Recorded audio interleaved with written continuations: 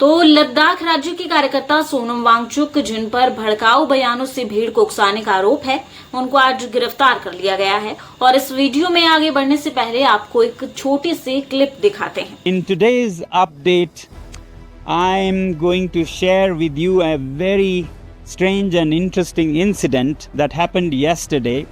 For the longest time, I was not sure if I should share with you all, my friends and supporters, or not. Finally, I'm thinking I should share.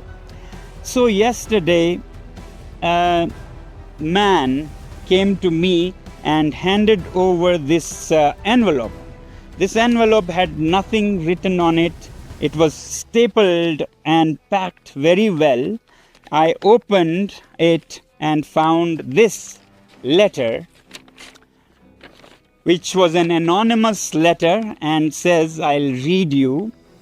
Sir, the only purpose of this letter is to inform you, in case you aren't aware, that the bank account details for your institute has been taken by the anti-money laundering department recently from the banks.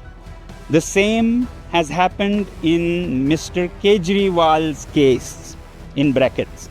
This wasn't supposed to be disclosed to you or anybody for that matter, but I felt the need and importance for you to know, if at all you can do something before it's too late.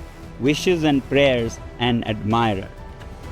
So something interesting seems to be cooking up around me.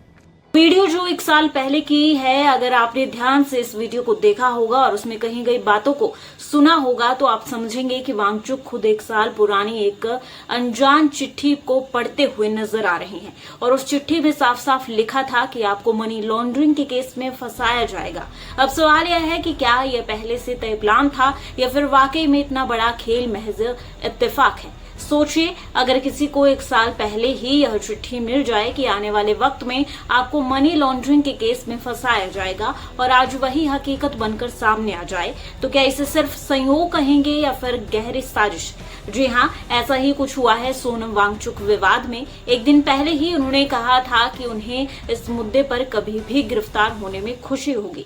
सरकारी सूत्रों ने बताया कि उन पर कठोर राष्ट्रीय सुरक्षा कानून के तहत आरोप लगाए गए हैं और इस कानून में बिना किसी जमानत के लंबी अवधि तक एहतियातन हिरासत में रखने का प्रावधान है।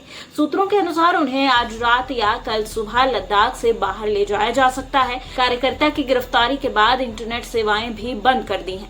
यह गिरफ्तारी ऐसे समय में हुई है जब एक दिन पहले ही गृह मंत्रालय ने एक्टिविस्ट वांगचुक की गैर लाभकारी संस्था students educational and cultural movement of Ladakh का पंजीकरण रद्द कर दिया था। 2018 में रेमन मैगसेसे पुरस्कार जीतने वाले पर्वतीय क्षेत्र के कार्यकर्ता ने 2 दिन पहले हुई हिंसा के बाद केंद्र और केंद्र शासित प्रदेश के प्रशासन द्वारा लगाए गए सभी आरोपों का खंडन किया है। उन्होंने एक इंटरव्यू में यह भी कहा कि उन्हें बलि का बकरा बनाया जा रहा है। तो क्या लगता है आपको कि उनकी गिरफ्तारी एक संयोग है या सोची समझी साजिश है?